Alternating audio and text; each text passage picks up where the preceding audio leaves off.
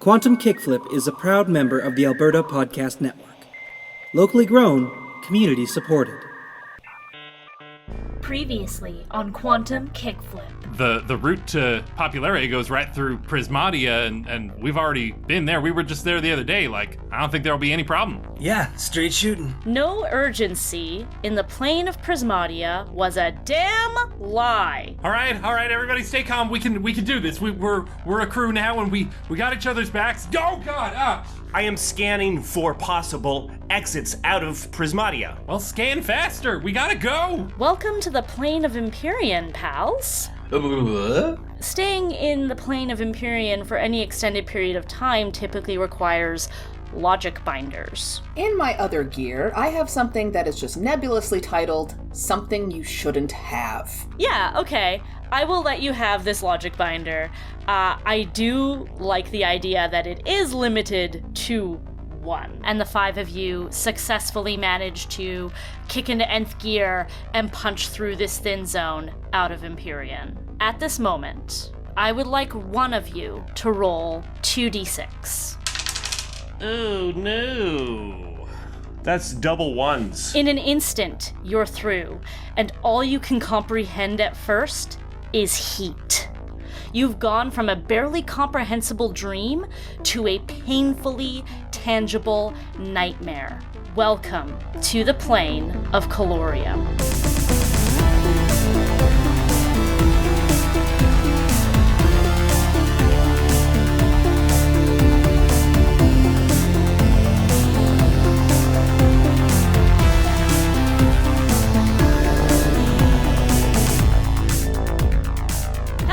Everybody, and welcome back to Quantum Kickflip, a Slugblaster actual play podcast.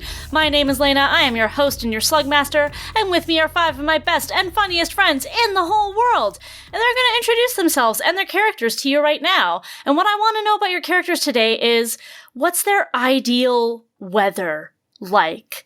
You're all in temperature-controlled mega towers. Maybe you haven't seen a sunny day, but would you like that? Or are you in autumn? Hi, my name is Michael Vetsch, and I'm here today playing Woldton Wick, the chill playbook with the robot companion. And I think Wolt really appreciates the days where there's a nice rain and you can hear it bouncing off the buildings, but the acidity levels are quite low. Like, it's a pretty balanced rain. It doesn't burn quite as much of the exterior of buildings or people or structures of all sorts. So I think that's the ideal, a balanced pH rain. Yes. The rain that's not dangerous. Safe rain, as they call it. Yeah. Hello, I'm Liam. I play Helix Pinnacle, the smarts playbook with the hard light board. And I think the ideal weather for Helix, because he's a perfect operablin specimen. And so I think it's not so much that he has ideal weather, it's that he is ideal for all weather. And that there are very few conditions he cannot find himself comfortable in. It'd have to be like full-on toxic smog or radiating 1,000-degree heat to really rustle his jimmies. So he is ideal for all weather. Heat's bad for Helix. Oh, shoot. I should have taken a note. Okay. Hi, my name is Glenna. I play Brinley Zirk. She is the Guts playbook. She has a Gravity Blaster, which is a gauntlet on her hand. I feel like she would be at her best in like a warm, sunny, maybe there's a beach nearby kind of situation, but has never experienced that personally because she lives in Operaplum. Yeah. Hello, my name is David Ray, and I play Trev 4, who is the Heart Playbook. I think Trevor's preferred weather is actually clear days, like when there's like less clouds. That means there's less radio frequencies bouncing back at him, and there's not that interference. Because like how if you hold electronics near each other, they'll interfere and it comes through and interferes with phone calls. That's happening to him if it's cloudy out. So probably this whole run, since they've been outside of Operablum, this is like having fresh air all the time. This is like, I can think straight, It's like achy joints, but in your brain. Yeah. In your brain, yeah. Oh, my aching receptors. Hi, my name is Robyn. I'm playing Maeveline Xandross, the Grit Playbook. She is originally from Thenaspar, so I think her ideal weather is hot and humid. I think that she, unlike most people that I know, myself included, loves like when the air is like thick and humid and just like breathe it in soup a little bit. That's the ideal. Reminds her of home. And I don't think she gets that at all in Operabum. Like the climate control doesn't come anywhere close to that. Even in the like greenhouse, I don't think they can quite replicate it. It's like a crude imitation. So I think, her signature device is the photonic jacket. It's her arborist robe, and it's got a bunch of cool stuff it can do, partially for like cool Slugblaster utility, but mostly and more importantly, because she's constantly chilly in this dimension. That is the point of the signature device. It's constant chill. That's my playbook. And as I said, I'm Laena. I am your Slugmaster. As long as the weather is such that I can dress so that I can't be perceived, then I'm good. I just want to wear all the clothes all the time. So I think my ideal weather is an audio medium, apparently. Does that make sense? No. Anyway, I am a little disappointed that none of you said that your ideal weather was a literal fire dimension, given what happened in our last session. So that's too bad. You did sort of have some shenanigans over an Empyrean, and I thought I was doing you all a favor by giving you like kind of like a beach episode, but just like cranking it up to 11. That was the beach episode? Yeah, this is the beach episode, I've decided. I don't know if you've ever watched a beach episode of anything. Or a hell episode. It's hot. Like beach. So, I may have made a horrible mistake, and we're about to find out. Let's play some Slugblaster.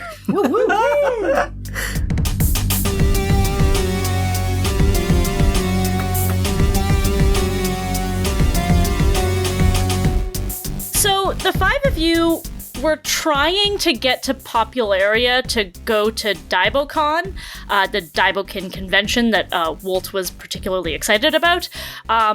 You got a little sidetracked and found yourselves in Empyrean, which was a very strange sort of dimension, and you found yourselves there without the proper protective gear. You didn't have logic binders. Things got real weird. Your perceptions got all mixed up. I guess you had one logic binder to pass between the five of you, but I guess it's better than 0, but it's not as good as 5, Additionally, because you didn't have the logic binder, it was sort of like pulling away at your logic and math. And so Peelback was kind of always a threat while you were an Empyrean. You did manage to find a thin zone. You did manage to get out. Now you find yourselves in another strange dimension without the proper protective gear. You're in Calorium. This is a place that, first impression, hot. So unbearably hot. The sky is this matte, hazy, featureless yellow.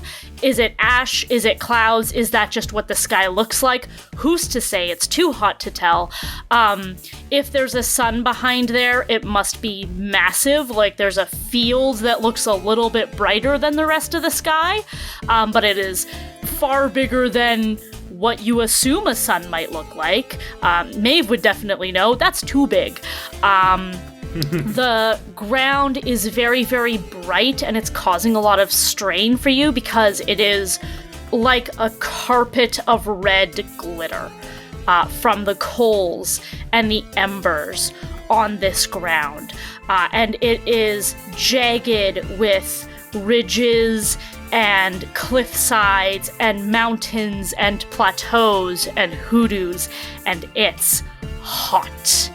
Again, you don't have the proper protective equipment. You need Hazware to survive the, billion degrees that Calorium is.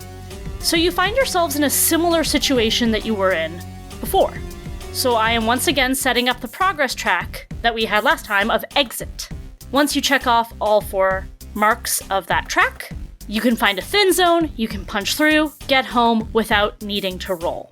In Empyrean, I had also set up a danger track, an 8-mark track of peelback. You're also going to get a danger track for Calorium. That danger track is hot. Oh no. Once all 3 of those tracks are marked, which is a little bit shorter than the danger track of peelback, I'm going to start peeling y'all back. And it's not great here. It will be especially not great if you find yourself forcefully thrust back through the thickness of reality back to your own dimension. Are these individual tracks, or is this hot? Like, if 3 of us fail once each, we're out, or is it just an individual track each? This is a group track because it's hot. Okay. And maybe All right. I'll give this to you as well, just to give you sort of a thrust, a direction to go in. I described the sort of general area of Calorium. I think you find yourselves at sort of the side of a big canyon. The edge of the canyon is sort of rounded out and spilled over, almost like, think of like a wave with foam crashing over, but it's all rock, because this is just how it hardened. Big canyon in front of you, a cliff on the other side. Hoodoos are like platforms dotted from one to the other. On the other side, you see what looks like some sort of weird green bubbling water. And Trev 4, I think I'll give this to you. Okay. I think you have a prime directive of getting home, right? Typically when your rental cycle is up, that kicks in and you go home. I think because of the danger you find yourself in, because I'm also aware you're a robot, can robots peel back? Oh. Well, some real do androids dream of electric sheep shit, like the nature of the soul kind of stuff. Because it's metaphysical. I don't know if peel back is necessarily possible, and this is my pitch for it, is because other items can be brought from other dimensions and they stay just fine. Mm-hmm. Point of order. Yes. Ooh. We have previously peeled back robots in Quantum Kickflip. Oh. Oh, yeah, we have. Wow, season 1 finale coming back to save your life, Trev 4. Dip. Glenna lawyered me. Robots peel back. Yeah. Glenna, the law playbook. Maybe they have like resistance kind of thing. Like maybe they're harder to peel back, but like in an extreme circumstance, like a literal hell dimension, it is possible. Yeah. Okay, so I think that'll be on the table. But what I'll give you, Trev, for is that your prime directive to get home kicks in. And I would imagine it's also to protect the people I'm with. Like, yes, returning home is always there, but I think the higher priority one would be just, we cannot stay here. This is not survivable. All my, readings are sentient kind cannot live in these conditions. So I'm just like, oh, no. What I'll say is, you do have that prime directive kicking in to go home. However much that supersedes your directive to take care of the others, I will completely leave up to you and to the improv of the moment. All you know is that home, quote unquote, is on the other side of the canyon. And what kind of reading is telling me that it's on the other side? Is there a certain giveaway? Is it a difference in temperature? What's giving me that feedback? Whatever the same feedback is that when you're, in floor 600 of web gets you to floor 221 and back to your shop. It's kind of that feeling. So if it's a location ping or something like that, it's that. And the best you can pinpoint it is other side of the canyon. Friends, I feel not good. I feel fire. We must escape. Home is that way. And I'm pointing across a canyon. It seems like we are going to have to jump. Yeah, how jumpable does this canyon look, Laena? I believe they said the hoodoos were platforms across the canyon. Yes. From one side to the other, probably too wide, but there are platforms that will take you across. I have analyzed, and I think I have a safe route, and I'm going to start heading that way. Mm-hmm. And I'm going to set off a little signal. So I'm imagining it might be hard to see across with all the smoke and heat anyways, that it might be difficult. So I'm going to have a little beacon on my head, just that's just a small light that you can maybe follow.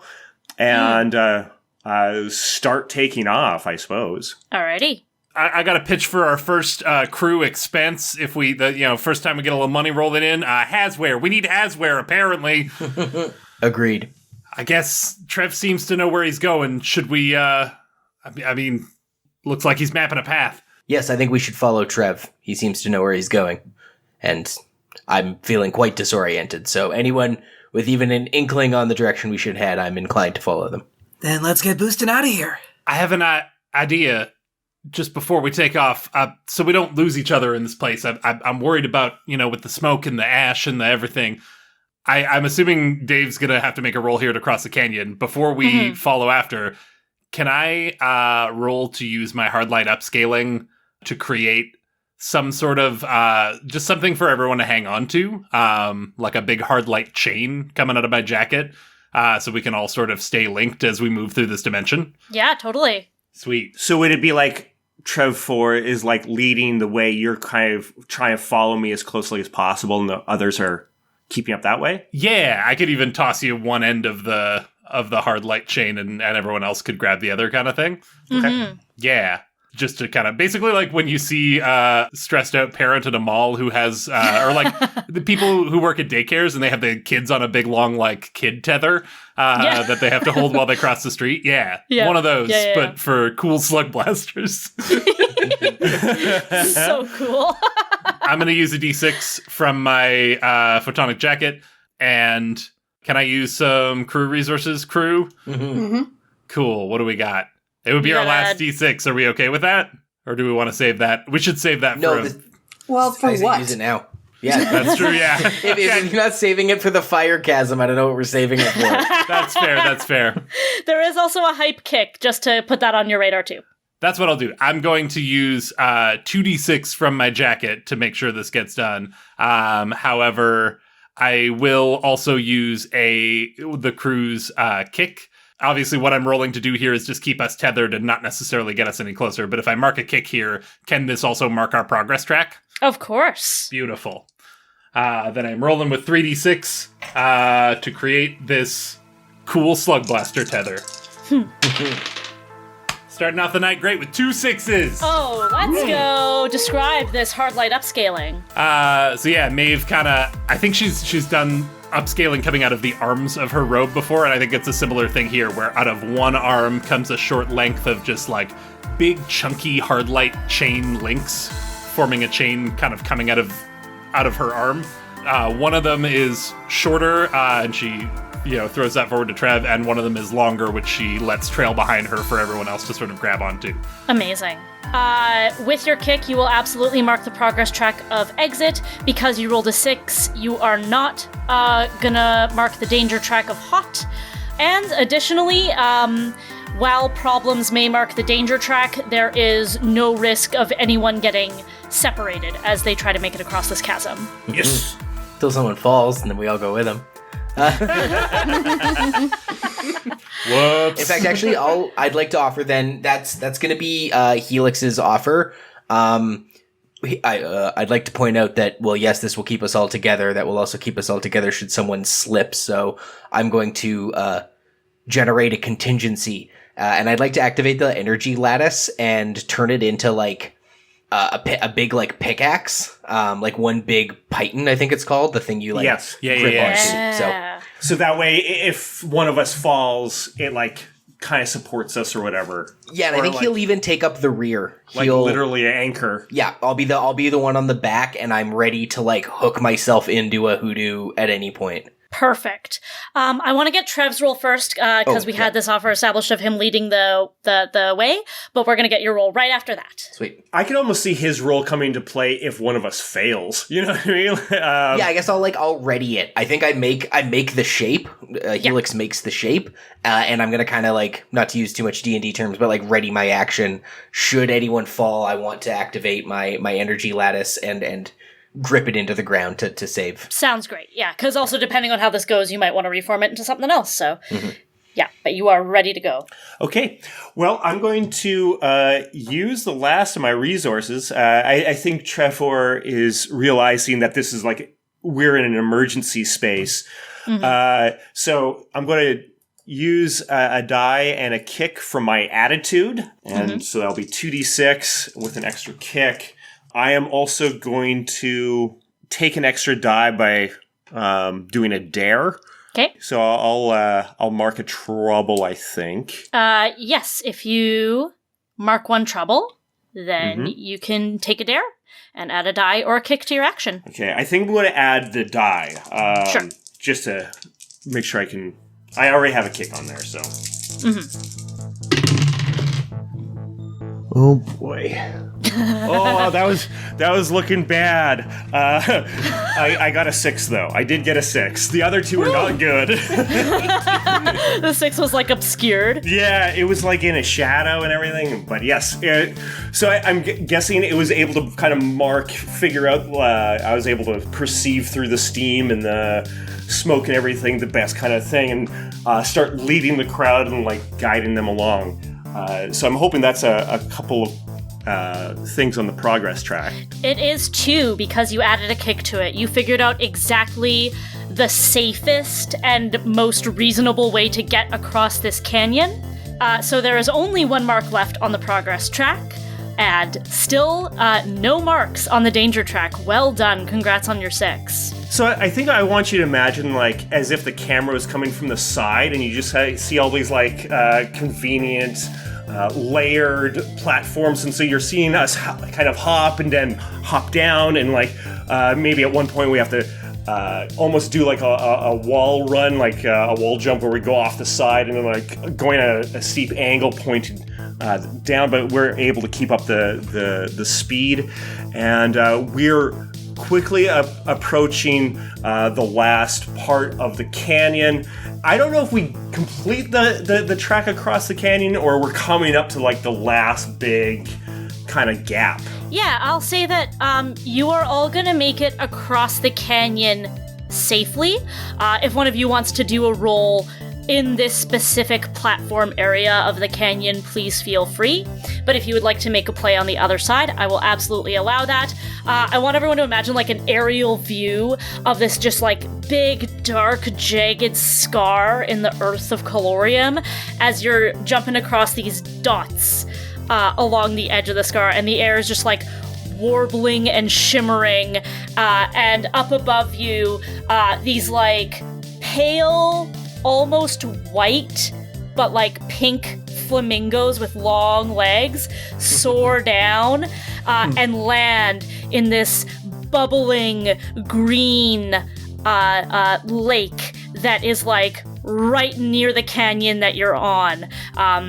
You have to clear the canyon, and on the other side of the lake, you will be home free. So we have to clear the lake too? You just have to go around the lake. Oh, okay. Yeah. So I'm thinking if it's like wide enough, we don't necessarily have to go in a full like line. We can go almost like shoulder to shoulder. I'm thinking because we can use this chain however we want. Yeah, Totally. So it could turn into a thing of like if somebody else wants to temporarily take the lead to like pull us forward, especially if they have a line through it, or like they want to get some boost going. Because if we're doing like say one large jump or whatever it is, the person at the front may not be the best thing. I'm thinking like a flying V might be a better scenario. So maybe one of the people in the middle should be the one going forward. Oh, I have just the thing. Yes. Bryn has the impulse rig, which allows to, among other things, I can roll to give myself a boost of speed. Yes, V-formation this bad boy. Yeah, so I will take a d6 from my turbo. We're doing a big trick, so I will take a d6 from my attitude. So that's 3d6. She can't help it. I do want to do a trick. Yes. I mean, that's going to give you another d6. Oh, it is. That's right. I'll also throw out there, you do seem to have lots of kick. If there's any place to use it, it's here. Obviously, there's only one spot left to clear on the track, but, kick gives extra effect that doesn't necessarily have to be marking a track. That's true. Throw you a kick? Can I offer you, Bryn, a kick? Sure. I want to use my ability of patient. When you reveal how you've been waiting to act, get +1 d6 or +1 kick on your action. And it's less that I'm revealing how I've been waiting to act and more that I'm revealing how I have been acting. Maeve has been streaming on her phone this whole time. Discreetly, she didn't want to add any extra stress to the situation to, like, not only are we fighting for our lives, but we're also, like, being recorded and observed and judged as we do this. But she did start a stream going, and I think she holds it up for this final maneuver to get a good angle on the 5 of us as we make this final jump. That might bite us in the ass, but that's my revelation here. In this heat, the battery percentage of your phone is ticking down like seconds. All right. Oh, I'm gonna brick this phone, but it's gonna be worth it. Okay, I'm rolling 46. Ooh, that's a 5. A 5. All right. You do pull off that trick, and you do complete the progress check. Tell me how this looks. I think as we're going, Bryn has her grip on the chain and kind of shoots forward using her impulse rig, Iron Man style, to, like, give herself a boost of speed. And then at the last second, she lets go and then jumps up and grinds on the chain as they go forward. Yeah, on either side of you, me and Wolt on either side of you, I think we catch the cue and, like, pull it taut so that you have something to grind on. Oh, incredible.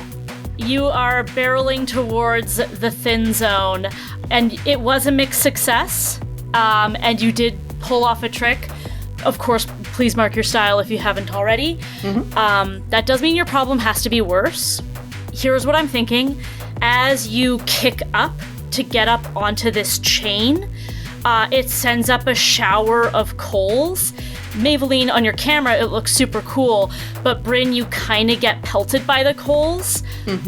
I'm gonna give you a super slam. You got super heat stroke. Oh no! And how does that work? You have to nope the super and the slam separately, so it's like more trouble That's to right. nope. Noping costs 2 trouble.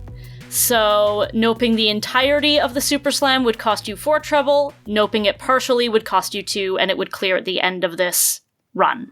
I'm gonna nope the super. Okay, then you just take heat stroke. Okay. Is it you avoid it just by grind, like the way in which you're grinding, like you manage to just like grind underneath the worst of it, duck under as it I'm goes so by. good at grinding. Yeah, that's. I had a moment where I was worried that I'd set up the wrong thing because I had the chains coming out of my arms, but I also said I'm streaming with my phone, and then I remembered I have 4 hands.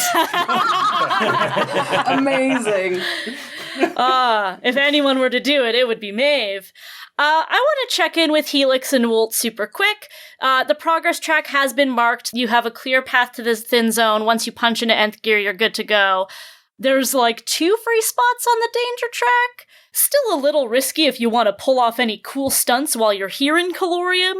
But I wanted to make that offer to you anyway before you get sent home. I feel like we've cleared it. I don't know. Okay. Yeah, I think definitely we've cleared it. We've made it through safely. But I think Helix is really enjoying the thrill of this, the literal heat rush. And so I think he's gonna push it. Did I pick up that Maeve was streaming? Oh yeah, kind of after the fact. Yeah, she's revealed that to everybody now. So yeah, you're aware. He was ready to book it, but now that he knows people are looking at him, he's actually gonna risk it. And I just want to try to get a selfie with these birds. Just on our way out, I just want to run up and because they're like in this water. Yeah, they're in this churning lake. Incredible, friends! We made it. What a rush! Oh my god, we're safe in the thin zone. We see a thin zone, right? Yeah, I think if Trev's software hasn't totally melted and scrambled, we're probably good to go. Incredible. Well, I feel I don't want to miss this opportunity. Well, we got it. Hang on, and he runs about 10 paces back from where we came, which seems insane to anybody else, and is going to try to just hold up his phone and take a picture in front of these what kind of, you said they're like flamingos, but obviously fire. What do they have a name, Laena? You know what? I was trying to come up with a name for flamingos, and like the name literally derives from the word flame, so I couldn't come up with anything cooler than just the name it's still flamingo. Spelled flamingo, but you just pronounce it flamingo. Flamingo, yes. There I was it trying is. to portmanteau phoenix and flamingo, but I like that better. Flamingix. Flamingix? No. I just want to run up, and I said essentially this is going to count as do a trick. So Yeah. I'm going to use a D6 from my hard light board. Nope, you know what? The hard light board's not part of this, just the phone. So I'll use it for my attitude, from my my smarts playbook. And I think he just knows the justification for how this is a smarts playbook move is he knows that these are a fairly unique specimen that might get him some cred, not just on the Slugblaster scene, but maybe within Web Tower. Oh, yeah. And I could see you also strategically framing the phone in such a way that it's obvious you're not wearing Haswear. Yes. Oh, that's part of it for sure, too. Mm-hmm. One moment, gang, and he runs off. Helix, what the fucks are you doing, you crazy son of a... And she's, like, trying to cuss you out, but is also, like, impressed with your sort of moxie. It's just like, we're gonna die! Quick puts his back to these flamingos and snaps a photo, and then I have an action if I tend to fail. Okay. Wow! It's like I set myself up for that. I got 2 1s.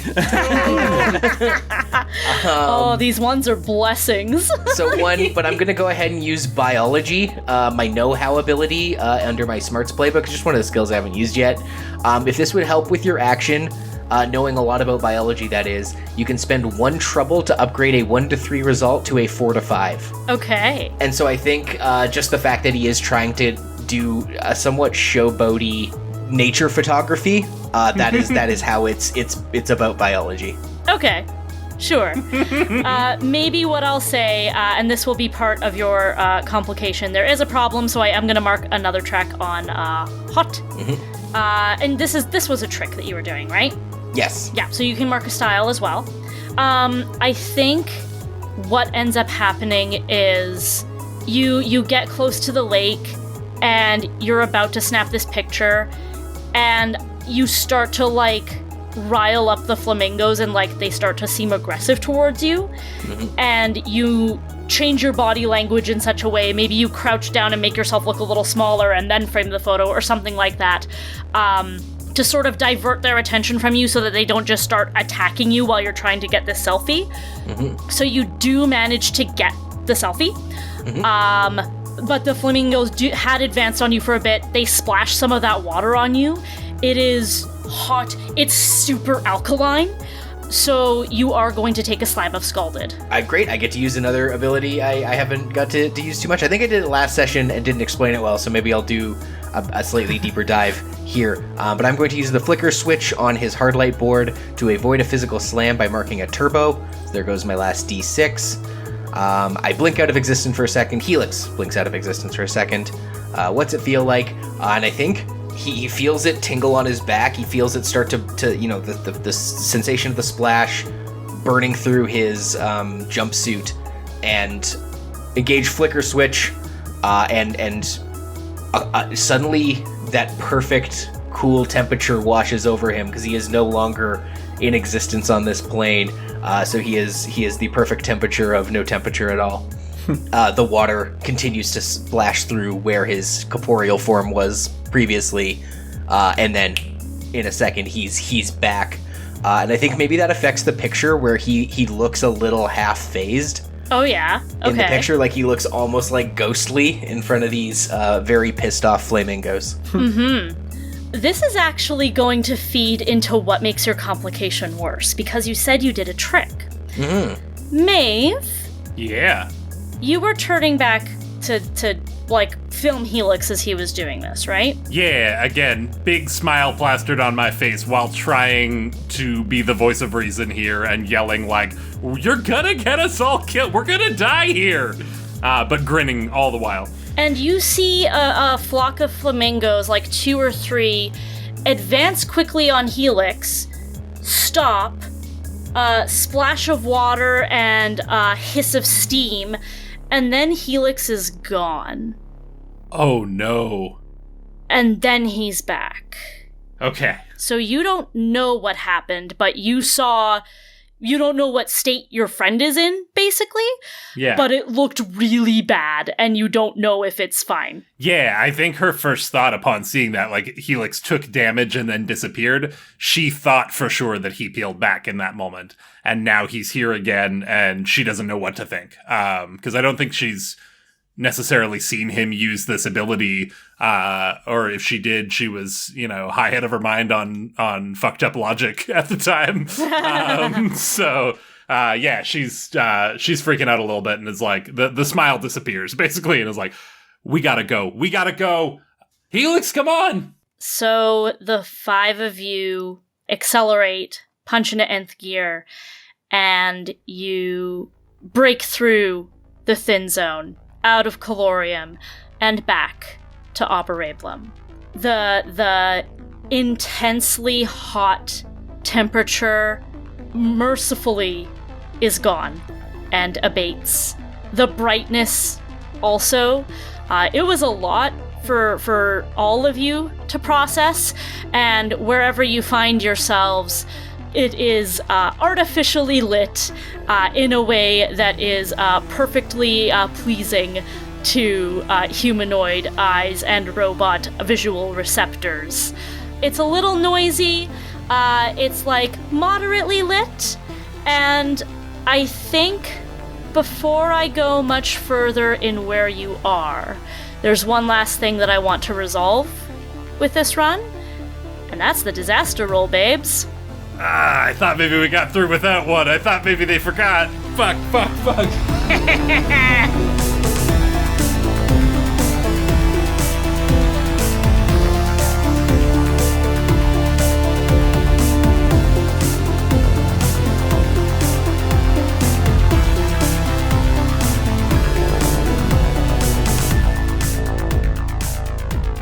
So, for every empty trouble box that you have, you are going to roll a d6. 6 is safe, 4 to 5 is a close call, 1 to 3, disaster strikes.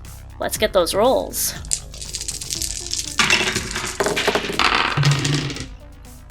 I got a 6. Trev 4 rolls a 6. Anyone else roll a 6? Wolt. Wolt rolls a 6. I rolled 4 6s. Oh my god, Robyn. My 7 dice. Maeve did not make a lot of trouble this time around. Nah. I should have given you a slam. Oops, that's okay. I got 2. Then you would have gotten 3 6s instead of 4, so what does it matter? Everyone who rolled a 6, please mark 1 style. Did we get any 4 to 5s? I got a 5. I got 3 5s. Wow, okay. Avoid disaster, but mark 1 trouble. Disaster does not strike this time around. Y'all are... The run in itself was disaster enough. Yeah. That is fair, and listeners at home, if we cut out the style reward, please rest assured I am going to reward the crap out of this run, because it was not a challenge run. I wanted to have it high stakes, but I promise it will pay out big for y'all. Sweet. Wolt, Trev, and Maeve, you emerge remarkably unscathed. Helix and Bryn, maybe you got some, heat stroke, some headache, just like some residual pain from being in that dimension. So it's like, it's not comfortable. You've got some stuff you need to sleep off. But the other 3 are feeling like surprisingly good for having been through the literal plane of fire. And that'll just be sort of how that plays out. So yeah, you all are going to find yourself, we'll give you a beat here, in... You realize it's like some kind of metal processing factory. There are lots of sort of automated moving parts and conveyor belts, loud sounds of like metal moving and crashing and being shredded. And you realize after a moment that you still feel some of that heat. What would probably clock to an Operablin just like living their daily life, it would probably clock to them as hot. You didn't notice it at first, but now getting used to your regular environment, it's coming back to you because you are right next to a big furnace where all of this metal is sort of being melted down and then like sent off to a purification process. You recognize from all of the moving robotic arms and the simplistic architecture that you're probably in a warehouse in Lansden. And we join up with you, having made it home.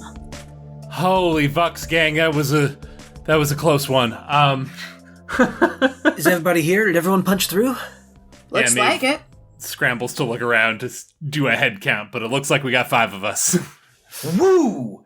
Yes! Oh my god, that felt good. That was amazing, team. That was amazing. He, shakes both of Maeveline's hands. He shakes Trev by the shoulders. And his, kind of wiggly robot head bobbles along. High fives, Brinley. High fives, Woldton. He's even though he's, still kind of smoking and the whole backside of his jumpsuit is burned off. Maybe you can even see, the top of his butt crack. Because the seat of his pants is once again in jeopardy.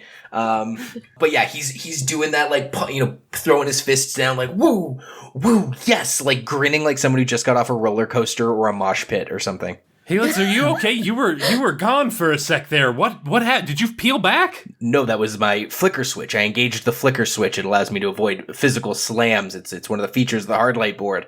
You just phased out of reality to miss an acid splash? I suppose I did. She's back to grinning. She's just like, this was insane. What we just did, people shouldn't do that. We shouldn't have done that. We shouldn't have, but we did it. And she realizes that she's still streaming. It's like, Maeveline signing off for whatever our crew's called. We'll figure it out. And she hits the button. Hearts and fire emojis have been just flying up from the bottom of it. Helix kind of cackles we were going to a Daiboken convention. Oh yeah, I kind of forgot that was what that was the point of all this. Wolt, I'm sorry. We really messed that up. She can't contain herself. Yes, it is true. We were not able to get you to the convention, and I know that meant a lot to you. It seems I need to be better prepared to do this slug blasting. But do not worry. I will make sure I upgrade so that I am of better help. And I must say that it was incredible, all of the work that all of you have done to prevent yourselves from dying. And Trev 4 goes up to each of you and bloop, the little star stickers coming out of his thumb, gives everybody a star. Even Brinley? Even Brinley. Yay! Maeve takes it this time. She shrugged it off last time, but she just arms back and eyes closed, put it right on my face. You got it. That's all right. I did want to make it to DaiboCon, but I'm more glad to see that we all at least made it back here.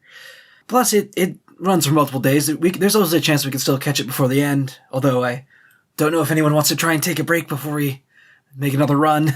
No, we said we're getting you there, and that's what we're going to do. I mean, I might need to treat some burns, but you said we got a couple of days. We'll get you there. Yeah, I definitely want to take a run at that loop-de-loop.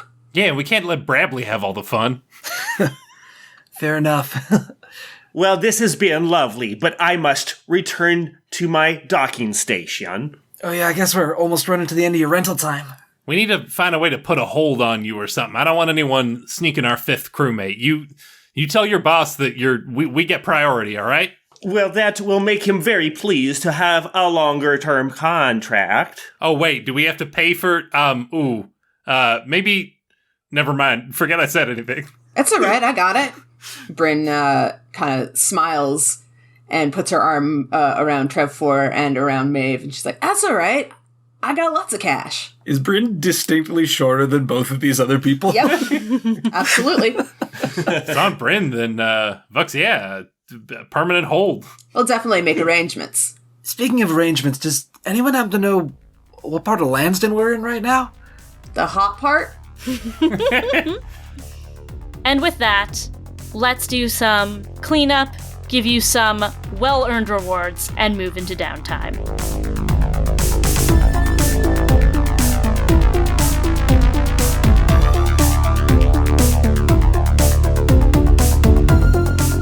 Hey there, listeners, it's me, Laena, your Slugmaster Game Blaster, wanting to thank you so much for listening, and wanting to ask that you please leave a 5-star review on your podcatcher of choice for Quantum Kickflip. It would be the ultimate holiday gift for us. We are at Quantum Kickflip on Twitter, Instagram, Facebook, TikTok, and YouTube, so be sure to follow us for new episode updates, audiograms, and much more. You can also subscribe to us on Patreon, where for just $5 a month, you can get early access to every new episode of Quantum Kickflip, as well as regular bonus content, like Outtakes, our Session Zero, and a one-shot that I recently recorded with the creator of Slugblaster, Mikey Ham, and his daughter Billy. You can catch the adventures of Power Forest and Lisa Ultragirl at patreon.com/quantumkickflip. I'd also like to thank our sponsors at the Alberta Media Arts Alliance Society, whose goal is to advocate, educate, and celebrate the media arts in Alberta. You can check them out at amaas.ca. And finally, we are proud members of the Alberta Podcast Network, who have a ton of amazing, locally made shows over at albertapodcastnetwork.com. We typically release Quantum Kickflip bi-weekly, however, we are going to be taking a short break in January, so you can catch the next episode of Quantum Kickflip on Wednesday, January 25th. We're going to get you folks right back to the action, but first, here's Arachne Jam with a word from our sponsors. Oh, hello. Right, yes, you're here for the ads. Okay, let's see here. I know they're around here somewhere. Order forms for gray coveralls, coupons for Value Food Hypermarket, TV guides. Here they are. This episode of Quantum Kickflip is brought to you by Alberta Blue Cross. Life as a business owner can be hectic, to say the least. Alberta Blue Cross understands that. They offer flexible health, dental, life, and disability coverage for your employees. Even better, you can let your staff enroll and manage their coverage at any time and on any device, making it easier for them and for you. You've got this when it comes to group coverage for your small business, and Alberta Blue Cross has got your back. To learn more and explore your options, head to ab.bluecross.ca. I guess I have an employee who would benefit from health coverage, on account of not being a robot. I never thought of that. Maybe that's something I should look into. Anyway, this episode of Quantum Kickflip was also brought to you by Taproot Edmonton. Want to start your day informed? Check out The Pulse, Taproot's daily news briefing. The Pulse tells you what you need to know about Edmonton every weekday morning. You'll get short, informative updates about what's happening at City Hall, plus coverage of business, tech, food, the arts, and more. You'll also get a little bit of whimsy from features such as A Moment in History and the weekly podcast pick. And it's free! Sign up today at taprootedmonton.ca/pulse. That's taprootedmonton.ca/pulse. I know I appreciate having my finger on the pulse of the goings-on of Lansdowne. Their news briefings have an equally clever, catchy, and concise title, and that is The Goings-On of Lansdowne. Well, that's it for the ads. Enjoy the rest of the episode.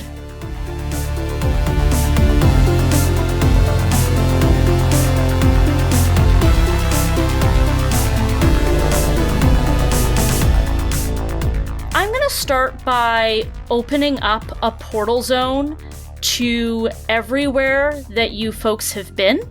Ooh. So I'm going to give you a one-way from Calorium to Operablum. You already had a one-way going the other direction, so you are Gucci there.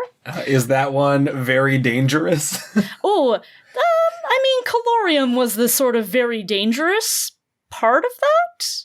Yeah, I'll say it's very dangerous, sure. Did involve traversing a chasm. It did involve traversing a chasm. And if you're getting there from your portal zone to Empyrean, which I have just made a one-way, I don't think I'm going to put any particular factors on that one. That's just going to be a one-way from Empyrean to Calorium. And I'm going to go ahead and give you a two-way portal from Empyrean to Prismatia. Ooh. And I think I will put the caveat that it is only open sporadically. Okay. So your map has been expanded somewhat significantly. Because you have discussed putting a permanent hold on Trev 4, I'm going to give you a +1 with Kindred Tower. So you are now at a +2 with them. Nice. Let's talk crew style. In addition to your crew brands, I am going to give y'all an additional +5 style. Whoa. Ooh. So that's in addition to what you're going to get for your brand. And speaking of, Shredders, +3 on runs where you race, chase, or land big tricks. We were racing mostly against the clock, though. Yeah, it felt like that was all accidental. We were just desperately trying to get away as opposed to, we're doing this on purpose to do all these tricks and race and chase or whatever. That being said, I think it really fulfills Ultranauts a lot more. I think that's a much better, accurate description. Absolutely. +3 style on runs where you find a new world or deal with dimensional weirdness. You dealt with a whole heck of a lot of that. So that gives you 8 crew style to work with. Sweet. Style has been rewarded, the map has been expanded. Let's move into some downtime.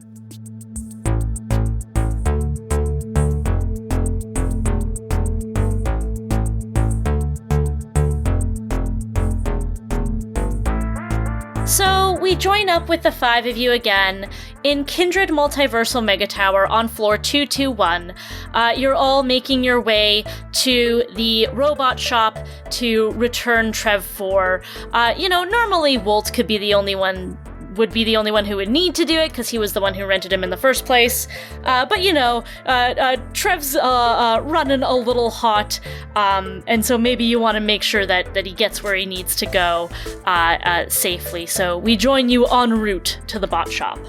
Maeve is checking her phone. It's barely got any battery left, so she's like turned the brightness all the way down and is doing all the things to try and keep it going because she can't take her eyes off of the feed. The stream that she posted earlier has just been blowing up this entire time, and she is compulsively checking it to see if we got more likes and more follows. And she kind of turns to her crewmates and is like, "Y'all, I thought we really jarfed that one up, but things are looking pretty blessed here. We got a lot of reactions, a lot of likes, a lot of follows. We ought to think about setting a crew name and getting our branding in order because we're getting a lot of attention here. This is looking real good." Yeah, despite how bumpy it was, we made a pretty smooth exit there. I have a suggestion for a team name. Yeah, shoot. May I suggest the name? The team of Maeveline, Helix, Brinley, Trev 4, and Woldton. Oh, geez, you really took the heat hard there, buddy. We'll need to get you hooked right up to a fan rack or something. I mean, I like it. I like that I'm first in the order, so I think we shouldn't just dismiss it out of hand. I thought it was very creative not to use our last names. Yeah, it's informal. I like it.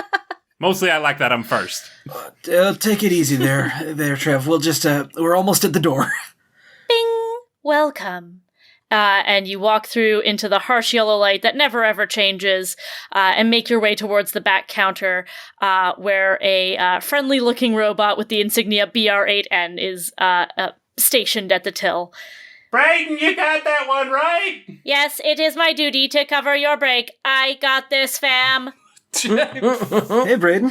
Lenzo's on break again? Yes, he's had a very long day and needs to kick back for a moment, and so I am taking over. How may I help you today? Yeah, we've had quite the shift, too. We're just bringing Trev back.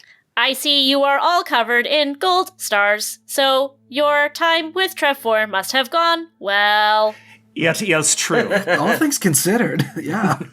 I don't know if it went well. I think it was a little closer to a disaster, but in the best way possible.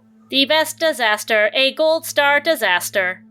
Maeve has been staring at her phone this entire time and looks up upon hearing this and then looks at her crewmates.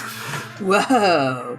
I have seemed to notice that there is a reaction going on. Did we come upon a decision about the team name? Are we going to go with the name Team of Maeveline, Brinley, Woldton? Well, Trev, actually, I think maybe we've come up with another one. One that still doesn't use our last names. Maeve goes to the account settings on the social media feed that she had set up for Tetrachromacy and goes to type in the new name of Gold Star Disaster and sees the little check mark of available and hits enter on her phone. All right, now on to more important stuff. We need Hasware now. Brayton, hook us up. I got you. So this is where we're going to be spending our crew style, yeah? Yeah, that was us spending 5 style to boost ourselves to up-and-comers. You have some people's attention, and now they're deciding if they care. And also purchasing the perk, which is available now that we've unlocked that fame level, of Hasware for 2 style. Hasware suits in a variety of styles survive in Has 2 worlds, like the one we were in today without Hasware. Now you can go there safely.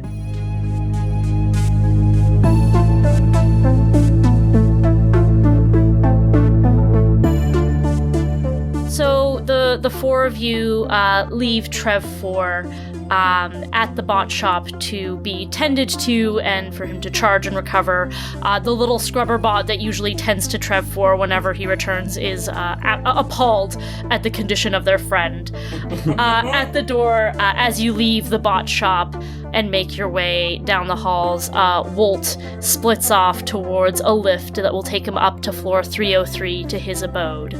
The three of you, Helix, Brinley, Maeve, go down to floor 198 and split off through Trinity Municipark.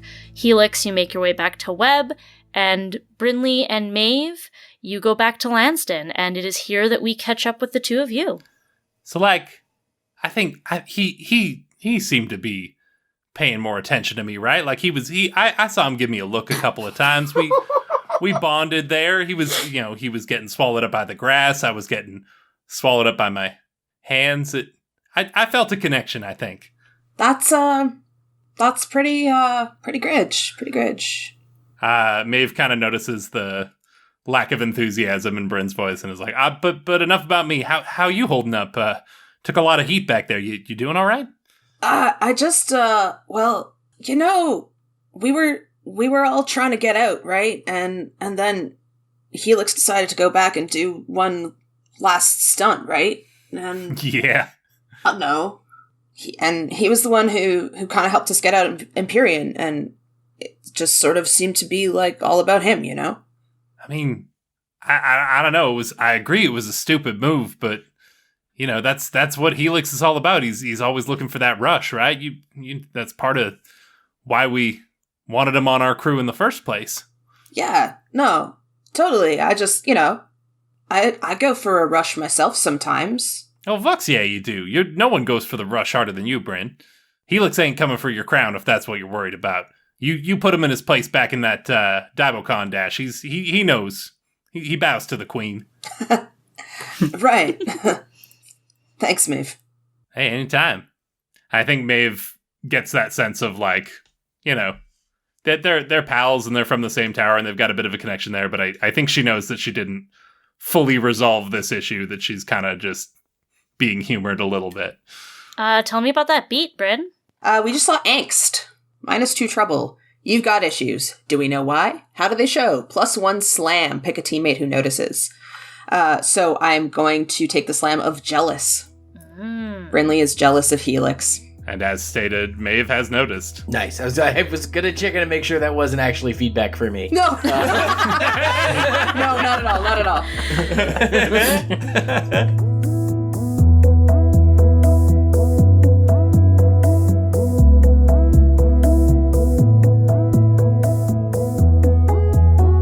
Helix is making his way back to Webb Tower.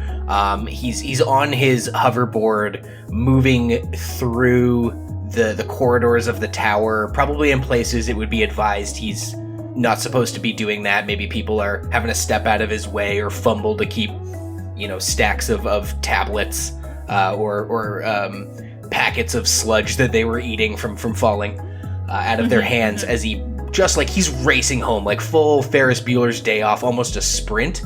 Gets to his apartment building, throws open the door. I think maybe there's an exposed...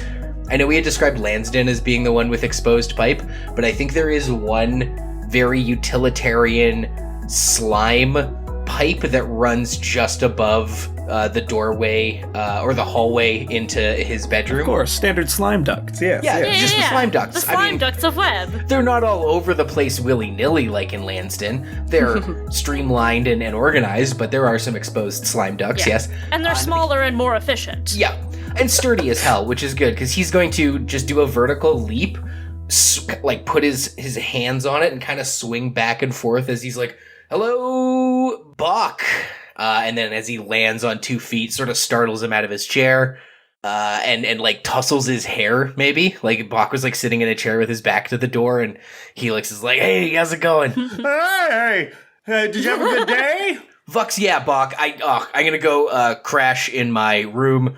I am absolutely spent for the day. Whew, good times, Bach. Oh, that's great. That's great. I mean, I appreciate if you didn't, if you watch your language, but, I get it. I'm just happy you had a good day. I haven't seen you with this much energy. And he's kind of not listening. He's already heading into his room, but you look down the hall from the chair you were sitting in, and you can see his exposed butt crack as the seat of his jumpsuit has, in fact, this time been scorched open. Like a naughty little boy. Yeah. Yeah, like a naughty little boy. Hey, did you wreck your pants? And the door closes. And I think Helix heads into his bedroom, plops down in an ergonomic sort of office chair at an austere desk, fires up a screen that I think is mounted into the wall. Mm-hmm. And he's like, I hope I'm not too late. And is fiddling with some of the dials and the knobs. He's trying to tune the multiversal signal amplification matrix, which is to say he's trying to get TV signals from other dimensions. Or streams, as it were, internet streams. And this one's, I believe, coming from Popularia. But he's like, oh, perfect, just in time. The shift. So if we have time zones here on Earth, I just came up with this. Times between different dimensions, or even just on Operablum where they call it shift. He's like, oh, the shift differential. I think I know the time. No, we're good. Okay. And fires up his stream, because he was trying to catch a very particular program coming from Popularia.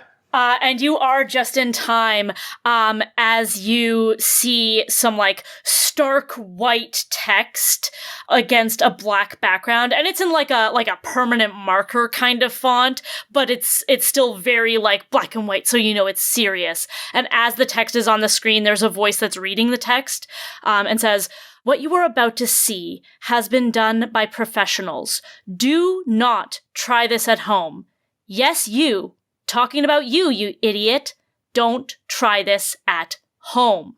You will die, probably, and that's not on us." And then the text fades out, and then with a big cocoon sound effect, these huge letters crash into the screen. Fust. Stunts. Stunts with a Z.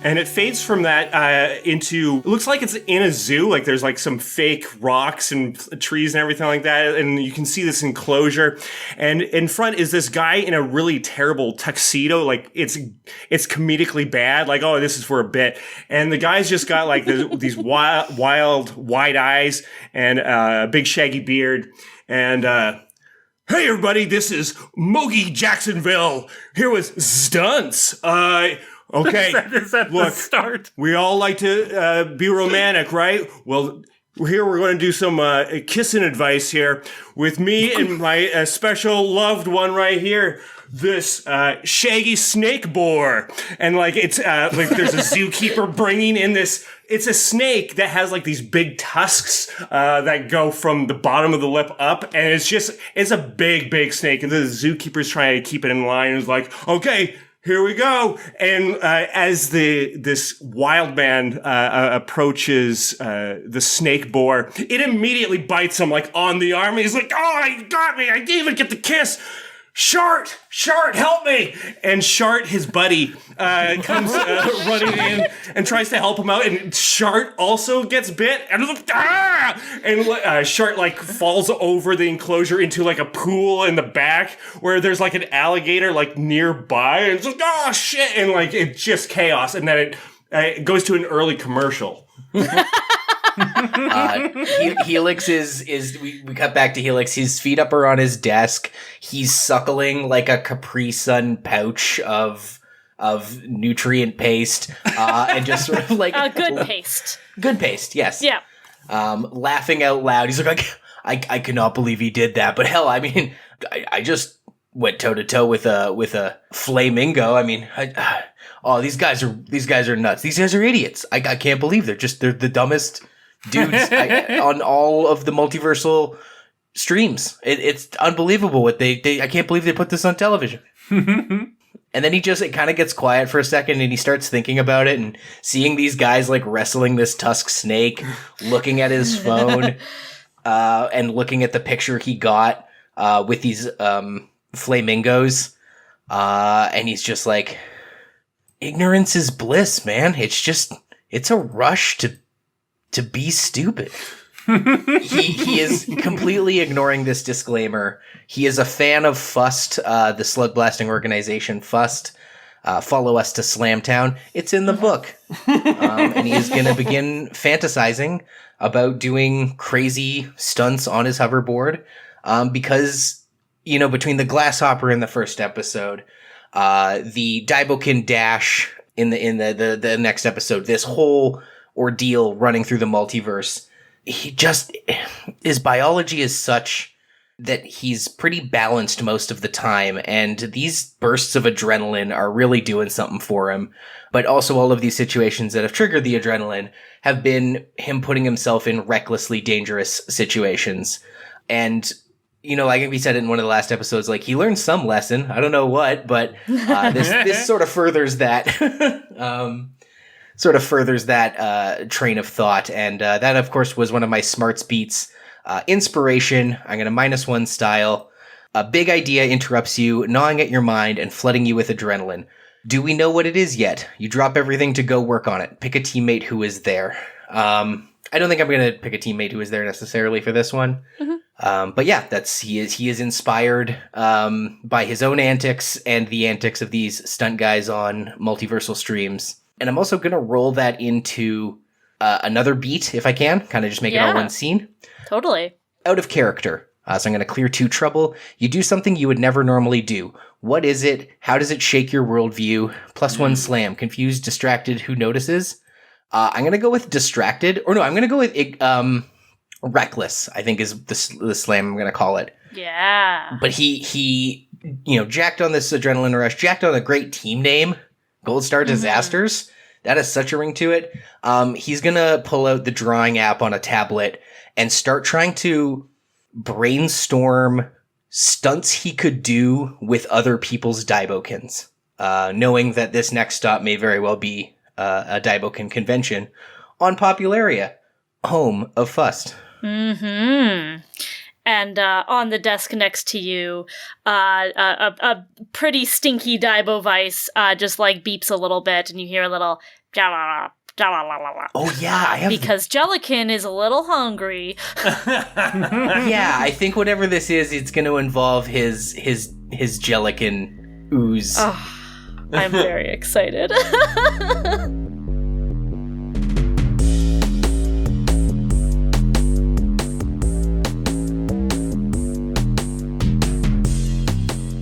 Wolt, you break off from the rest of Gold Star Disaster, your new-formed crew that you are now a part of. Make your way to a hyperlift. You boop your card, and everything up to 3-5 lights up. I don't know how that works. There's not 300 buttons. There's a hundreds button, a tens button, and a ones button. That's what it is. So the hundreds buttons, 1, 2, 3 lights up. The tens buttons, 1, 2, 3, 4, 5 lights up, and then all the ones buttons.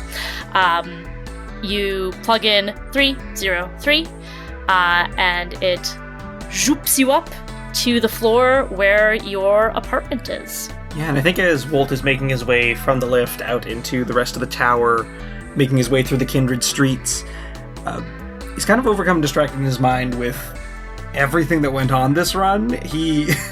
He very much got kind of in over his head, not really coming from a slug blasting background like a lot of his teammates, but now as they are, he's on an honest-to-goodness crew, and part of that was all with the immense help that he got from Scampykin today, and, well, not just Scampykin, but Carcinokin? The fact that he managed to data surge his Daibokin, something that he's never done before, and his mind's kind of reeling at, like, how did that happen? How did I manage to do that? That was incredible. Maybe at DaiboCon I can learn more about this other process that Daibo can go through. Maybe there will be someone who can teach me more about how I can harness data surging. And he's just kind of lost in thought. And before he knows it, he's at the front door and he goes on into his house. Yeah, you open the door and step through. I think there's also like a bit of that feeling once, adrenaline wears off, your mind is sort of racing. You also kind of feel that like fatigue and some of that, like, heat exhaustion starts to come in as well. Like, you went through a huge ordeal, like, physically, mentally, emotionally, and in every way, right? Mm-hmm. But you step in to see a dark, empty apartment. Just for a moment, as he steps across the threshold there, the smile that he had wavers, and then his eyes catch the glint of a little red flashing light on a console in the middle of the kitchen table. I think this is a light that is all too familiar to you. Maybe not one that you were expecting to see today. You were pretty sure your parents were supposed to be home, but sure enough, they are not. And when they're not, they tend to leave you a message. Do you listen to it? Yeah, Wolt walks up, drops his little crossbody bag on a chair, and presses the play button. And coming up from the console, it sort of generates a sort of a blue light hologram that pops up hovering above the center of the kitchen table. And standing in it, he can sort of see the upper torsos of two figures. They are his parents, Winchell and Waverly Wick. Hey there, kid. Just sorry I missed you. This is kind of wild, because who would have thought that they had me go on a business trip all the way to the top of the tower? So you knew I had to do that immediately. I know that you and I were going to hang out, throw the old ball around, but I think that will have to wait for another day there, champ. Right, and sorry, honey. I got called away to an emergency meeting of the HRR department. The vending machines want to raise their prices again, so we're in some negotiations, so I did have to go away and take that meeting. And we're on a short break now, so I was going to go up with your father, and we were going to get dinner together. That reminds me, there's some nutrient packets in the fridge for you. Yeah, and hey, I feel bad about throwing the ball around with you. So if you want to take some pizza plasm and heat that up, you go and do that. It's all you, champ. All right, Woldton, we love you so much. We love you. Goodbye. And the hologram goes dark, and the apartment is quiet once more. Yeah, no, I had a great day. I had a lot of fun with my new friends, and Scampy Can had some big experiences. I'm glad we could have this chat. And Wolt takes an all too familiar path, walking from the kitchen table over to the refrigerant food dispenser on the wall. Pops out both some pizza plasm and a nutrient pack, and sets himself up some dinner on his own. Tell me about this beat. Yeah, this beat is one in a track that we threw together for Wolt called The Loneliness Beats. This first one being This Empty House. Spend 2 trouble. Someone isn't there for you when you need them, leaving you to fend for yourself. +1 slam. Do I pick the slam? Is that how this goes? We can sort of work together to figure it out. I feel like lonely is too on the nose. But maybe like dejected or something, because you were genuinely like having a great day, kind of. I mean, like, you had this great, incredible experience, and you couldn't process it, you know what I mean? Would it be a weird one to go with unheard? Ooh, I like that. The slam is unheard, and it's the loneliness track, so no one notices. And I think almost, if I may piggyback something off this, please. I think in that moment of seeing Wolt walk and make his way around the kitchen, we almost get this, like, as if the camera's looking down on the layout of the kitchen from above. We see the same sort of pattern playing out as in previous times, very similar things of like Wolt coming in, watching a message, going and grabbing food, and we can see this continue to happen to a younger and younger Wolt going back over and over, and just knowing that as lonely a time as this is, Wolt is, it's sad to say, but he's pretty used to it, and well, every time going from there, he gets his food, he heads upstairs, and we see that smile come back to his face, and he chills out and he's having a good time. And I think that sort of speaks to, despite this being sort of a constant in his life, he's learned to find different ways to cope with it. I think this particular day at the end of such an exciting run, it's landing a bit harder, but Wolt finds his other ways to, as much as you said nobody else notices, he's finding his ways to hide it and keep the smile going and look as though everything's carefree. I think we actually see a couple iterations of this from not too long ago. It is still very much the same pattern. You see a message, go to the fridge, go to your room. But there's one where you go to your room, you check your phone, and there's a text. And the text says, "Hey, it's Wanda. Saw your parents just now. You alone?" And Wolt texts back, "Oh yeah, I think they had some sort of company trip or something that they were on a higher floor for. I'm just chilling." Okay, just wanted to make sure you were doing good. And then in a future, there's another repetition of the pattern, and you get a text again from Wanda saying, "Maybe we should hang out sometime. We'll let you know when we're not on a run." Then there's another one where you come home and you're so excited because you have this new Dibovice board. You come in and Scampykin, for the first time in his full holographic form, comes through the door with you, and you come in with your brand new projected Dibokin to the empty house. You check the message, you go to the fridge, you go to your room. And in the last one that we're going to see, similar pattern, message, fridge, room. And it's a text from Wanda that says, "You free this weekend? We're putting together a run. We saw this other Operablin crew and thought it would be cool to meet up with them." "Oh, sure, I think Scampy and I are free." And with that, we melt back into the present, where you are once again retracing familiar patterns. What is this beat? This beat is in the Trait Beats for the Chill Origin Story. Spend 3 style. Flashback that shows a defining moment of your past. +1 trait. And the trait that I'm choosing to grab here is Steezy. Mark 1 style anytime you roll doubles. You look cool without even knowing it. I know from experience that's gonna come in handy. Wolt's about to get some style. But it's also very sad.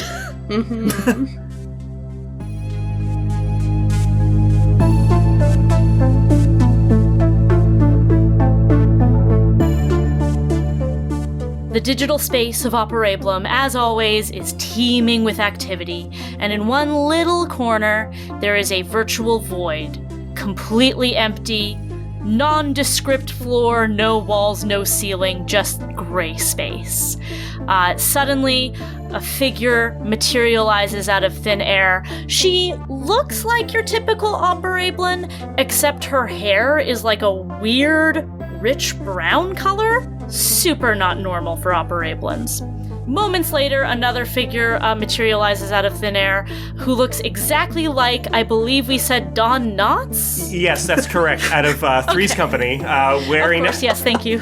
paisley shirt, white cowboy boots with like brown pants and everything like that. With those big eyes. If you've ever seen Don Knotts, just remember those big eyes. And so he's there, and in his hand is a digital file of the contract, which is kind of an elongated rental period. And he approaches Brinley and just kind of like, he does this kind of like breathes through his nose, kind of, and approaches and, "Hey, I have here the contract to elongate the rental for me, Trevor. You remember Trev 4? Remember, I look different." Oh, yeah, totally. You look old. Do I? I don't even know. I thought gray hair was just something that people from Null have. Nonetheless, I have the contract here. I'm so sorry.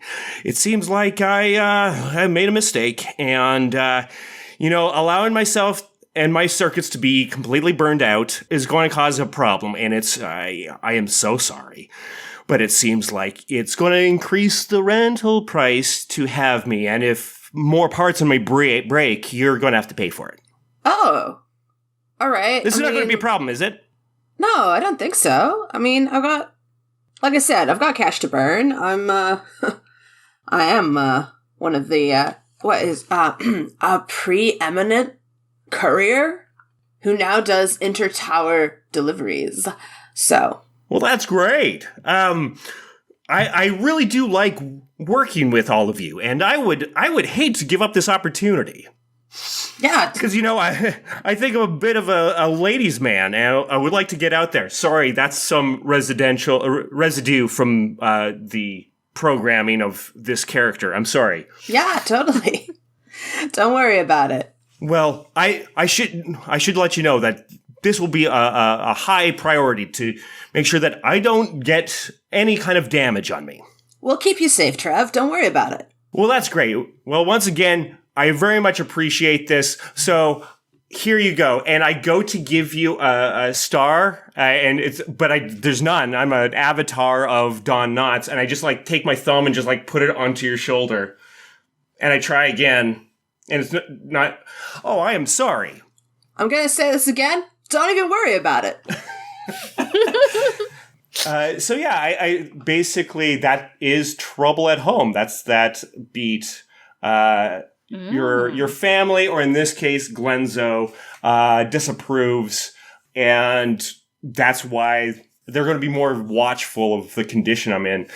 And I get a slam. I'm going to say, I was thinking defensive is what I was thinking. I don't know what else to describe, but he's going to be more cautious. I know it's going to be more cautious. Cautious might be a better one, to the point where, it might affect him and he might peel back earlier than he normally would have because of this caution. Okay, yeah, absolutely. Clear your trouble and give yourself that slam.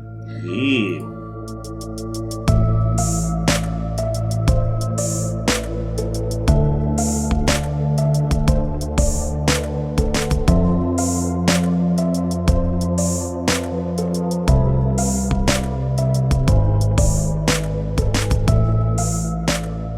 Let's jump over to Brinley. Mm-hmm. You maybe had this meeting set up with Trev for not too long before your shift started at Post Host. Mm-hmm. And when you show up, Arachne is there, and they're like, yeah, I have a delivery for you here. And they go into your cubby, take out a fairly big rectangular sort of package. Kind of like the size of a shoebox, but for boots. Oh, yeah. And sets it down and says, yeah, I think the address and everything should be all on your phone there. All right, thank you. You're welcome. And you walk out the door. And when you go to check your phone, you see, sort of the vertex and floor number, and you see something you've never seen before. Kindred Multiversal Megatower. Whoa. I thought those inter-tower deliveries was a lie I made up. Wait. Did I just lie to Trev? No, I guess I didn't, because this is real. Oh, Grinch. And she starts heading down to Trinity Municipark the only way she knows how. By jumping and falling and being like a Spider-Man type.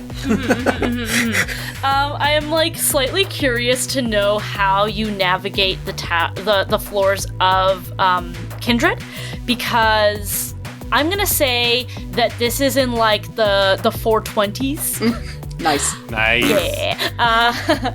And so it's much higher than Trinity Municipark. I think in some respects, navigating Kindred, especially the lower floors, kind of isn't a big deal. But I think as you start to go into the 3s and 4s, it starts to get kind of trickier in that you don't have the same card access and things like that. I think you can definitely get up there, but I just want to hear what sort of maneuvers Brinley pulls to get there. Yeah, no, she's definitely doing a lot of climbing, a lot of wall running and throwing herself onto ledges, pulling herself up. I running. love that. Yeah. We've definitely described Kindred as very open air, so this feels like it fits. Yeah, so I think it's a lot of ledge to ledge jumping and catching herself with her gravity blaster, of course. and vaulting over things that are in her way. I can see, like, oh, maybe there's, like, a pipe that she climbs up or something like that. Like, it's all very... Because she doesn't have access to the lifts, she has to get up in different ways. This does not go unnoticed. You kind of pass a couple people that, like, are sort of whispering and looking over at you. At one point, you think you see someone pull out their phone and point the camera at you, maybe as you're running along a wall. And at one point, I think you vault over a ledge and come face to face with this little, like, kind of spherical, sort of drone-looking bot with, like, a camera right in the center of it, and it kind of goes zip, zip, zip, and looks you over. And I think Brinley pauses for a second, like, winks and does a 2-fingered salute and keeps going. And it sort of watches you as you go, but alarms don't seem to be raised as you make your way flagrantly through Kindred. You make your way up to 421, and you make your way over to the address. Radical.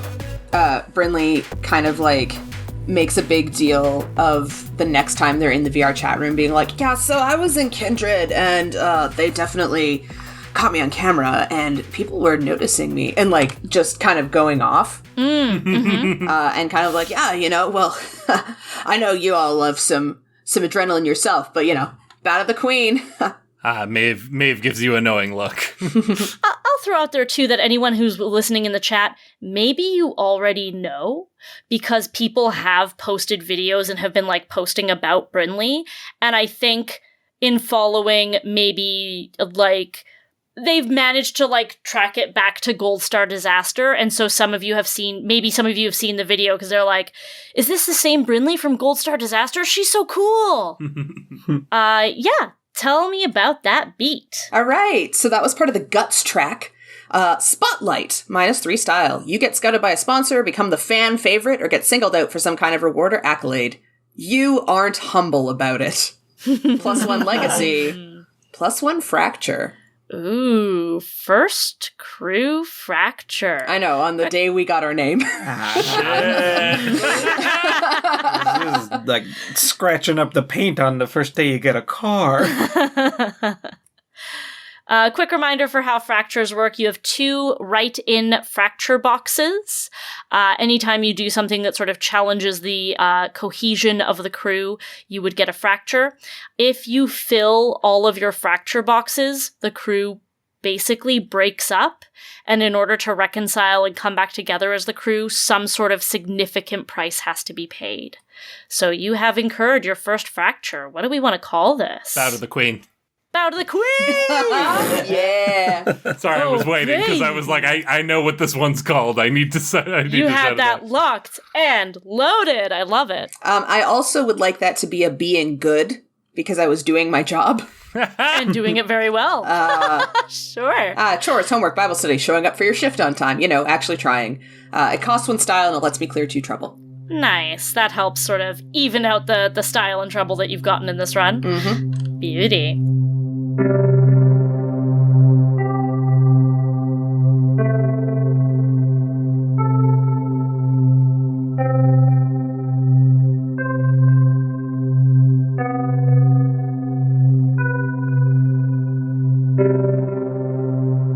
Find Maeve in her dorm at the Arborist Temple, Aserium Temple, which I don't know if we've established this yet, but she shares. It's a sort of shared roommate living accommodation with her good friend Sharla.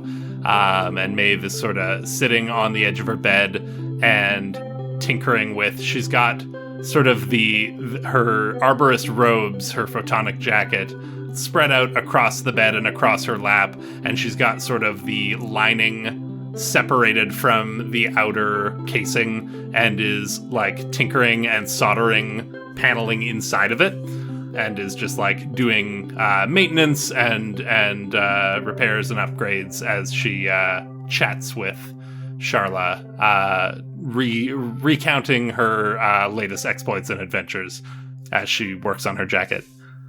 Yeah, it was. Oh, I mean, it seems like it turned out okay in the end, but it was pretty dicey for a while there. Like, we were way off course, nowhere near where we wanted to be, and I honestly wasn't sure if I was gonna be able to find a route back or out, or I'm happy we got back in one piece.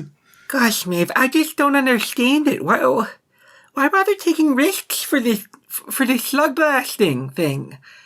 I mean, you're still not untethered, so that means if anything goes wrong while you're on one of these runs, it'll break really bad. Yeah, don't remind me. I mean, peel back is bad enough when you're, just getting yanked back to your home plane, which, I mean, I guess I would be, but when your home plane isn't your home plane, it would create a lot more complications than just, the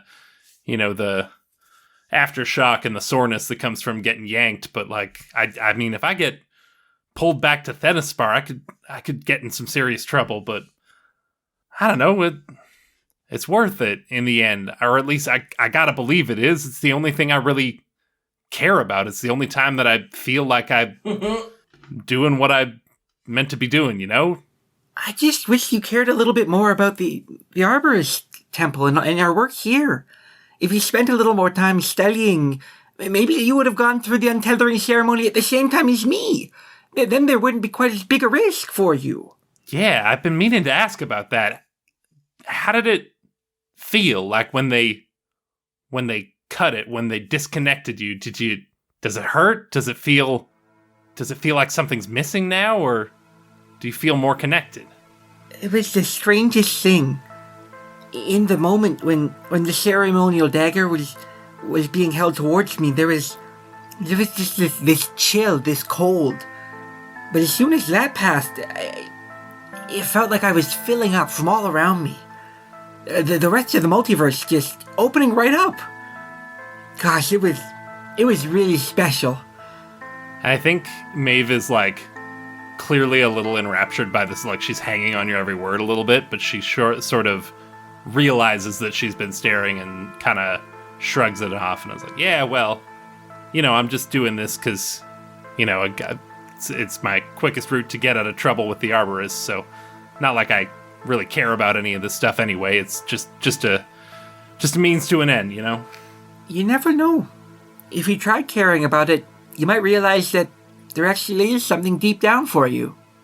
It's starting to sound like Carmina. You always say that. And she laughs to herself and kind of reaches over and gives you a good-natured punch with one of four hands, while the other two of the other three remain engrossed in soldering. Updating the robes again? Yeah, I'm hoping I can unlock some new potential here. I've been trying to keep my eyes peeled for components, and if I can find the right configuration, I'm hoping I might be able to step things up. And this is when I'll say that this whole time this has been an in the lab scene. So we're kind of doing it weird here because it's in the lab is our way of gaining components to upgrade our device. I'm going to say that Maeve has been collecting these components just from in and around Lansdowne as she goes about her daily business. But we're going to roll to see which components I have and what I might be able to fashion them into. Sounds good. Someone remind me how this is. So there's the lab in the lab roll. Spend one style, which you have a lot of, so you can roll this up to 4 times. Yeah. You're going to, so in the lab beat, you can create the mod, right? Mm-hmm. You don't have to spend separate style to do the thing. But to get the components to make your mod, you roll a d6. Right. So I'm going to, I'll roll these one at a time because you can get a roll again option. But I'm going to spend most of my 4 style here on components. Heck yeah. All right. You've spent your style. You've rolled. Can you just sum up for me the components that you got from your rolls? Yes. We have unlocked 2 lenses, 1 coil, and 2 gems. Nice. You got a free roll in there because you ended up rolling a 6. Yeah. And I think I'm going to spend 1 lens and 1 coil to unlock Photo Bypass. Roll to fold normal light around you and blend in with your surroundings. Remember to put your hood up. So I have unlocked that ability on my photonic jacket. I think Maeve is soldering and tightening up screws, and as she's adjusting the jacket, it's sort of the outer casing like flickers and glitches and then takes on the look of the like bedspread on Maeve's cot, on Maeve's bunk there, and sort of just blends in perfectly with the fabric of the bed underneath it. And just kind of Holy oaks! Did you just disintegrate your robes? I think I did something a lot cooler than that. And she holds it up and it kind of like has that look of like you can see that there is fabric there, but you can also see what's on the other side of the fabric. And it's just sort of taking on the look of whatever is behind it. And she sort of like moves it through the air and watches it sort of shimmer and distort its surroundings. And it's just like, whoa. And I think that's where we leave her. Nice. Holy oaks. I'll throw this out there. Just because I noticed it, you could, if you wanted to, spend 2 gems on a power cell as well. Turbo gains 1 kick. Oh. I don't know if that appeals to you. Yeah, absolutely. Sweet. I'm going to do that too. Nice.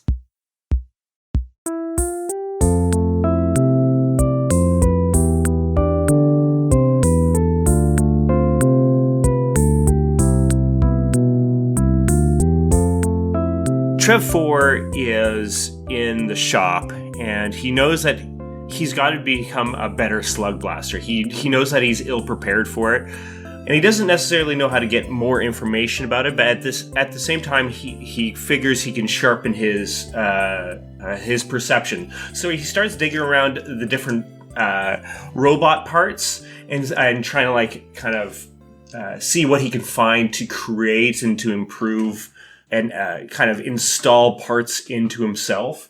And so I'm doing in the lab. This is where like a whole montage would be in there, cutting open robots, him and the little scrubber robots working together. And, every once in a while, like they're like looking at each other and like nodding and like giving out gold stars as they go and like pulling this apart, putting this, like, it's almost like a borders on in movies where they go on a shopping trip and they try on different things. That might be happening. Try on different Glenzo sitting in an overstuffed armchair as Trev steps out from behind a curtain, and Glenzo gives him a big like nod and thumbs up or head shake and thumbs down. Sharp-dressed man Braden's plays in also the there, background. and Braden just like turns fully side to side when they're like no. That's right. Dave, can we get a little season 1 throwback? Can you sing a little bit of Sharp-Dressed Man for me? Sharp-dressed man. I forget how that song goes. That's perfect. Do it anyway. It's better if you forget. Nothing looks better but a sharp-dressed man. Okay. What I need. Like the classic song we all know and love. So I'm going to do this by, rolling one at a time until I can find at least one thing to install into me. Yes. Okay, I got 4 style to work with. After all my rolls, I got a lens and a disc. I'm going to use that to install a Realmware lens, which you roll to see energy fields, invisible entities, and in-depth biometrics. And it also acts as a space-time ampemeter, which is kind of like... Thank God. Yeah. So basically what we were struggling with, I knew I had like the software, but I just needed the extra parts to like actually bring it online.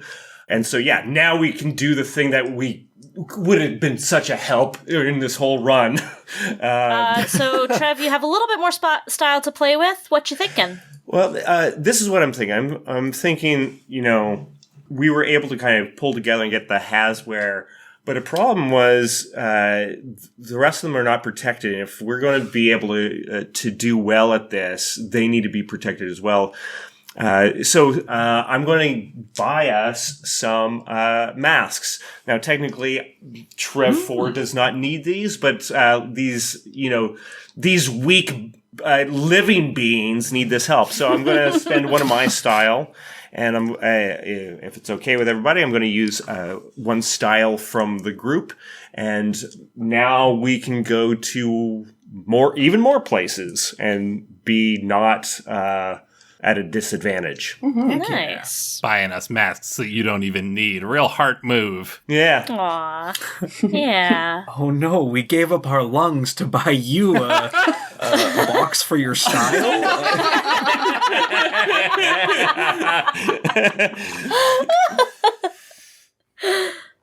All right, I think with that, we go to our final scene.